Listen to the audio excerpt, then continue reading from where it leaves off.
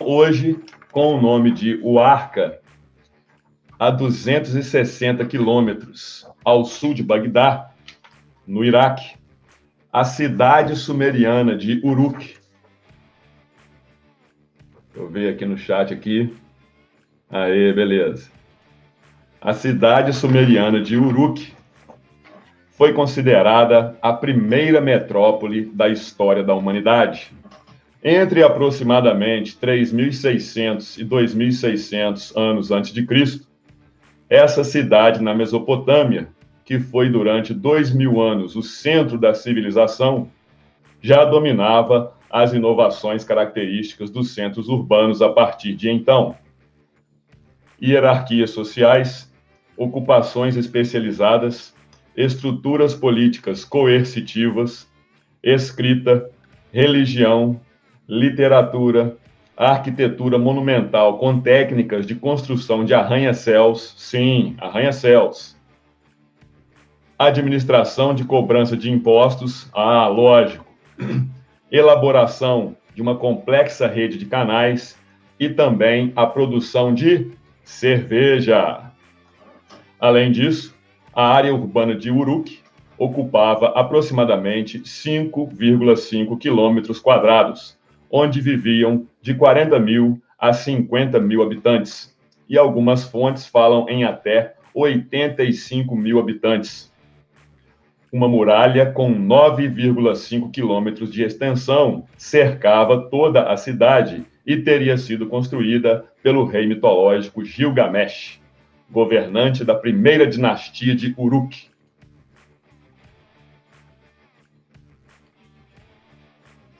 Os bairros de Uruk eram comerciais, residenciais ou mistos. As casas típicas de um bairro residencial, onde os moradores eram agrupados de acordo com a profissão deles, tinham 2 pavimentos e eram feitas com pequenos tijolos de barro, cozidos e secados ao sol. Um canal artificial chamado Nil. Deixa eu ver aqui no chat aqui, está beleza? Isso, Nil. Senta o dedo no like aí, galera. Então, esse canal ligava Uruk ao rio Eufrates e dividia a cidade em 2 distritos. O distrito de Anu e Eana. Vamos ver aqui se está focando. Beleza, está focando. No distrito de Eana, várias construções eram enfeitadas com mosaicos coloridos e entalhes, que são os primeiros sinais de preocupação estética na arquitetura. O templo branco, no topo de um zigurate dedicado ao deus Na, tinha 22 metros de altura e era coberto com uma argamassa que brilhava ao sol. O templo simbolizava o poder hegemônico exercido pela cidade. Não se esqueça desse detalhe, que eu vou falar disso mais tarde. O poder hegemônico que essa cidade tinha sobre toda a região. Continuando. No que um único governante autoritário emergiu para liderar Uruk e também as fazendas e aldeias vizinhas, os historiadores dizem que o primeiro estado surgiu quase simultaneamente com a primeira cidade. O estado consistia em elites poderosas que podiam coagir trabalho e tributo. Alguma semelhança com a cidade de hoje seria mera coincidência? Oh, yes. Mas por que agora a pergunta que não quer calar? Talvez você esteja se perguntando a mesma coisa, então eu pensando, adivinhando seu pensamento, eu já coloquei isso aqui no meu livro. Mas por que a maioria das pessoas permitiu que um pequeno grupo tivesse tanto poder? Alguém pode arriscar a resposta aí nos comentários aí no chat? Hein? Por quê? Por que as pessoas, por que todo mundo que morava lá permitiu que um pequeno grupo tivesse tanto poder? Já que ninguém arrisca, eu mesmo vou ler aqui. Por um lado, há evidências de que as elites assumiram o poder total à medida que foram centralizando mais recursos que iam se tornando disponíveis. Por outro lado, há evidências de que os cidadãos se submeteram a esse poder em troca de organização, o que permitiu projetos de larga escala como a irrigação, e em troca de segurança e proteção. Segurança e proteção, seu Sebastião, primo do seu João. Mas segurança e proteção contra o quê? Já que Uruk tinha o poder hegemônico em toda a região. Simples. Proteção contra os próprios governantes, que desde então agiam como todos os mafiosos da história. Ou seja, você paga para que eles mesmos não te tomem tudo. Exatamente como as máfias modernas fazem.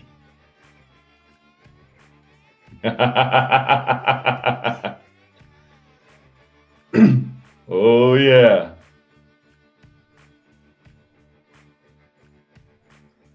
O homem ainda não vivia em guerras nessa época, porque essa foi a primeira cidade, entendeu? Então não tinha outras para fazer guerra.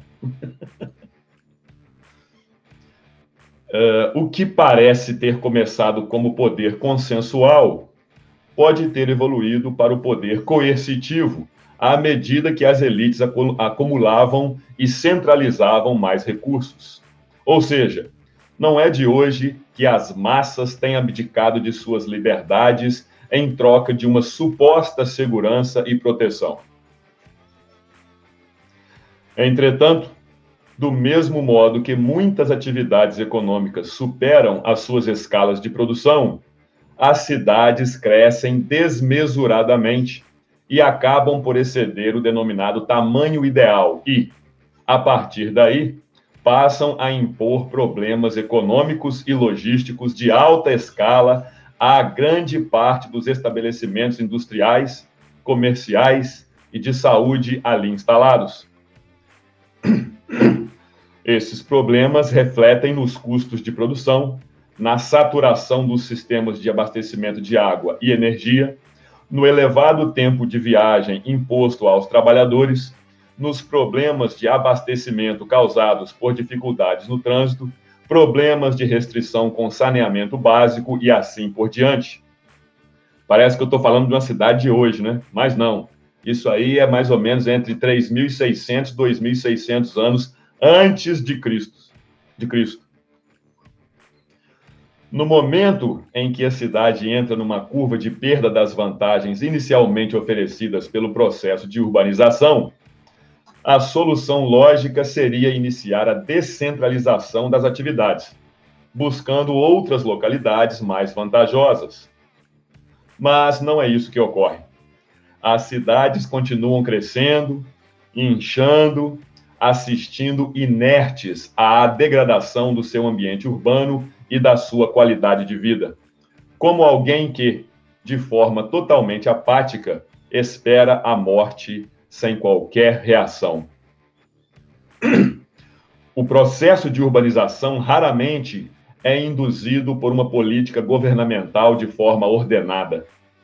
Ele se processa de modo descontrolado, forçando as cidades a abrigarem um número de pessoas superior à sua capacidade, o que dá origem a habitações subnormais, aos sem-teto, à violência, à poluição e às periferias desassistidas, que existem mesmo nas cidades mais ricas do mundo. Então vamos agora falar do número de Dunbar. O número de Dunbar, estamos falando do antropólogo Robin Dunbar. Então, o número de Dunbar explica o limite cognitivo para o número de pessoas com as quais um indivíduo pode manter relações sociais estáveis, ou seja, uma relação onde o indivíduo conhece cada membro do grupo e sabe identificar em que relação cada indivíduo se encontra com os outros integrantes desse grupo. Proposto pelo antropólogo Robin Dunbar, esse número varia entre 100 e 230 pessoas. Então, agora começa a fazer sentido o título dessa live. Por que que eu falo que os centros urbanos são hospícios a céu aberto? Vou repetir aqui essa linha. Proposto pelo antropólogo Robin Dunbar, esse número varia entre 100 e 230 pessoas e tem sido constantemente citado em pesquisas de antropologia e sociologia. Então, o número de Dunbar estipula o limite cognitivo para o número de pessoas com as quais um indivíduo pode manter relações sociais estáveis, ou seja, uma relação onde o indivíduo conhece cada membro do grupo e sabe identificar em que relação cada indivíduo se encontra com os outros integrantes desse grupo. Deve-se atentar para o fato de que o tamanho de pequenas comunidades, de tribos, aldeias e de grupos de interesse comum costuma se manter dentro dessa faixa. Se você não sabia, agora você sabe. O estudo de Dunbar também afirma que ninguém é capaz de ter mais do que 150 amigos. O limite de expansão do nosso círculo social não ultrapassa essa marca. Mas por quê? Por quê? A explicação é simples, é elementar, meu caro Watson. O nosso cérebro não consegue processar a existência próxima, né? Quase que íntima, de mais do que 150 pessoas. Esse é o número de pessoas com quem podemos manter um relacionamento significativo, ou seja, não superficial. A maneira pela qual o nosso mundo social é construído faz parte integrante da nossa herança biológica, que é muito, muito antiga. Todas as pessoas que você conhece se encaixam em um padrão, com círculos sociais que se desenvolvem em camadas dentro de um agrupamento natural de 150 membros. É claro que nós podemos conhecer muito mais do que 150 pessoas durante a vida, mas o estudo de Dunbar mostra que este é o limite de número de pessoas com quem você pode ter um relacionamento onde existe confiança e comprometimento. Muito obrigado, a presença de todos. Senta o dedo nesse like aí, moçada. Senta o dedo nesse like aí, belezinha? E não se esqueçam de me seguir no canal do Telegram, www.t.me/canal do tiozão sem tio, tudo junto. Não se esqueça, esse link está na descrição, logo abaixo desta live. Então vamos continuar aqui. O poder de análise da reputação de outras pessoas só funciona dentro de um grupo no qual os integrantes se conhecem. Uma vez que o tamanho do grupo ultrapassa 150 indivíduos, os laços entre as pessoas se enfraquecem consideravelmente e a reputação de cada um passa a não adiantar de muita coisa. Por quê? Imagina numa cidade, né? Com 1.000, 2.000, 10.000, 100.000, 500.000, 1 milhão de pessoas. No caso de São Paulo, aí acho que já passou de 12 milhões. Qual é a população de São Paulo? São mais de 12 milhões, não são? População de São Paulo? Quem que pode me informar aí a população de São Paulo? Eu acho que São Paulo já passa de 12 milhões, se não me engano. É mais de 12, eu acho. Imagina, 12 milhões de pessoas. Então, você conhece a reputação das pessoas? Você não conhece nem a reputação das pessoas do seu prédio. É quase 13 milhões, né? Então, as pessoas aí no seu...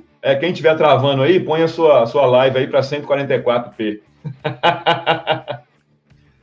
Então, a par de gente, no seu próprio prédio, tem mais de 150, você não conhece todo mundo, você não sabe o que você pode esperar, né? Um relacionamento onde você pode confiar no conhecimento que você tem da reputação das pessoas.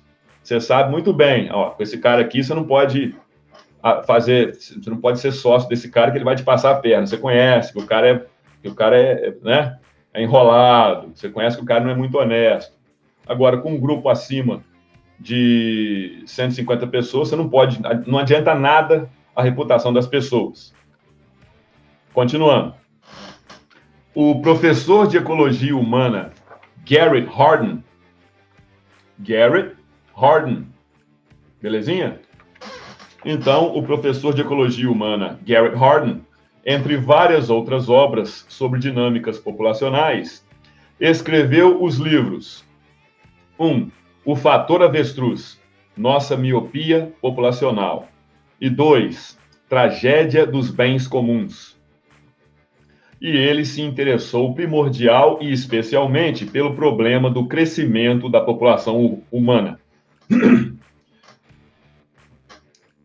Ao analisar o estudo do professor Hardin acerca da tragédia dos bens comuns, o psicólogo Julian Edney também afirmou que o limite máximo para uma comunidade sustentável, contida e funcional, presta bem atenção, esse número é para que você consiga uma comunidade sustentável, contida e funcional. Não ultrapassa o número de 150 pessoas. Alguns anos mais tarde, Dunbar escreveu: os uteritas, um grupo de fundamentalistas religiosos estadunidenses, vivem em comunidades que nunca ultrapassam o número de 150 membros. E a razão deles para dividir as suas comunidades em apenas 150 indivíduos é que eles constataram que é impossível fazer uso apenas da pressão social para manter sob controle o comportamento dos seus integrantes. Pressão social. A consciência da pessoa vai acusar, né? Isso aí, uma comunidade hoje, do jeito que está, né? Uma mãe solteira não é mais ostracizada. Uma mãe solteira hoje, ela é empoderada, ela é uma mulher forte, né? Ela recebe auxílios especiais do governo, né? Mas até na década de 70, uma mulher ficasse grávida aí sem estar casada, sem nada, o pessoal virava a cara para ela, a vida dela era meio... A mulher pensava 10 vezes antes de abrir as canetas, antes de abrir as pernas. Principalmente abrir as pernas para qualquer um, que é o que acontece hoje aí, né? Agora, com os benefícios, hoje está sendo vantagem aí, né? Ser mãe solteira. Inclusive, com esse lance aí do Coringa vírus aí, eu conheço mulher que mora com o cara, só não está casada no papel, mora com o cara e mora com o cara na casa dos pais do cara, olha só, né? Mas mandou lá a sua requisição para o governo lá, declarando-se mãe solteira, tipo assim, moro sozinha, não tenho ajuda de ninguém. Já vi vários casos disso aí. Então, os uteritas, eles constataram que um número acima disso, a pressão social não funciona. Então, você não pode monitorar, controlar e administrar direito aí os membros da comunidade. Ainda acerca dos uteristas, o professor Hardin sugeriu que uma comunidade de apenas 150 membros é gerenciada de forma natural, ela se autogerencia, apenas pela própria consciência dos seus membros.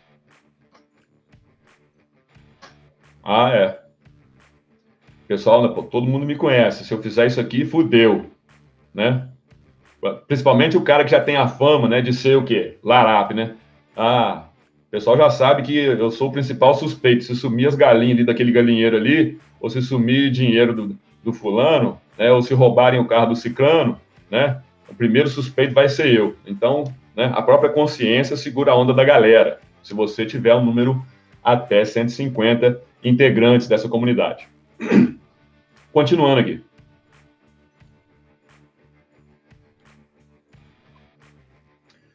Não é à toa que na Roma Antiga, uma unidade militar profissional era composta por 150 membros em média. Mesmo sendo composto por um número consideravelmente maior de indivíduos, as instituições militares tendem a ser divididas, né, subdivididas em unidades menores, com o intuito de melhorar a administração, a comunicação e o relacionamento entre os seus integrantes, a coesão entre os integrantes. É por isso que um batalhão militar apresenta normalmente um efetivo médio de 500 militares, que se divide em companhias com cerca de 100 militares, às vezes um pouco mais, às vezes um pouco menos. Essas divisões fortalecem a coesão entre os integrantes da unidade, facilita a organização e o comando da mesma. O número de Dunbar também é usado para analisar os problemas que surgem em localidades com grande concentração de pessoas. Segundo a teoria do antropólogo, qualquer sistema social composto por mais de 150 pessoas fica infinitamente mais suscetível a sofrer conflitos internos como discriminação, criminalidade e violência. É claro que, por motivos óbvios, não é possível reduzir as populações das cidades modernas a apenas 150 indivíduos. Contudo, quanto menos integrantes houver em uma comunidade, muitíssimo menor será o número de problemas experienciados pela mesma. Se você se identifica com a minha visão, você vai adorar o meu livro, O Homem Insubmisso, Independência Emocional e Social do Macho Sigma. Se a tua meta é conquistar a sua independência emocional através do autoconhecimento, de uma forma objetiva, simples e organizada num passo a passo, então você vai adorar o meu curso, Independência Emocional. Agora, se você quiser se aprofundar em autoobservação desidentificada, em estoicismo, no livro e no método do Trivium, em projeciologia e nos assuntos que os leigos chamam de ocultismo, você vai adorar o meu grupo de estudos online, o CHI, o Clube do Homem Independente. Os links de acesso ao meu livro, ao meu curso e ao meu grupo de estudos estão fixados no primeiro comentário e também na descrição abaixo deste vídeo. Clica lá.